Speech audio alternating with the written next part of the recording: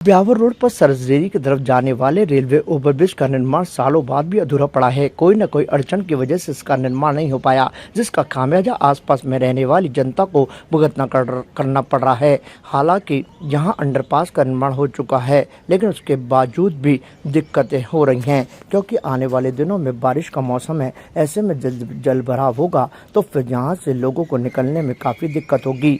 जानकारी के अनुसार ओवरब्रिज के अधिकांश हिस्से का निर्माण पूरा हो चुका है और ठेकेदार की ओर से पिलरों सहित आवश्यक संरचना तैयार कर ली गई है।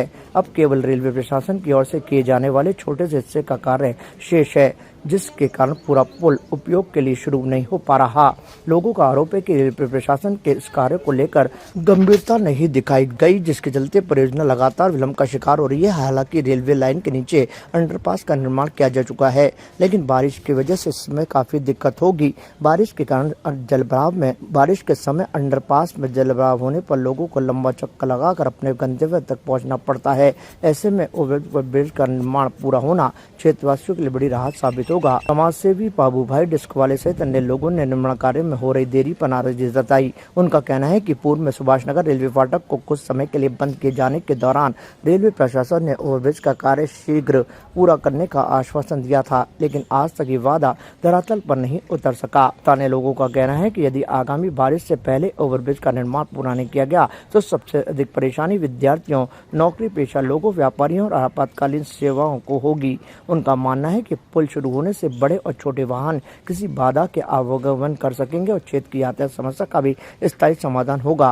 क्षेत्रवासियों ने रेलवे प्रशासन और संबंधित विभागों से मांग करी है कि शेष कार्य को प्राथमिकता के आधार पर जल्द पूरा किया जाए, वरना उग्र आंदोलन किया जा सकता है। देखना यह है कि रेलवे प्रशासन कब तक इस ओवरब्रिज का निर्माण पूर्ण कर पाता है, क्योंकि करीब वर्षों पहले बीरबल की खिचड़ी पकाने के लिए रखी गई थी, जो आज तक पककर पूरी नहीं हुई। अब उसको परोसना बाकी है, लेकिन खाने वाले इंतजार कर रहे हैं। देखना होगा कि कब तक खिचड़ी बनकर तैयार होती है। लगभग 10 साल पहले इसका शिलान्यास हुआ था और आज तक ये कंप्लीट नहीं हो बन के। और हमारी तरफ हमारे कोई भी रास्ता बरसात में इंटरनेट कोई रास्ता नहीं बचा है कि हम कहीं से निकल जाएं। अंडरब्रिज बने हैं, बरसात का पानी से पानी भर जाएगा, अंडरब्रिज बंद हो जाएंगे।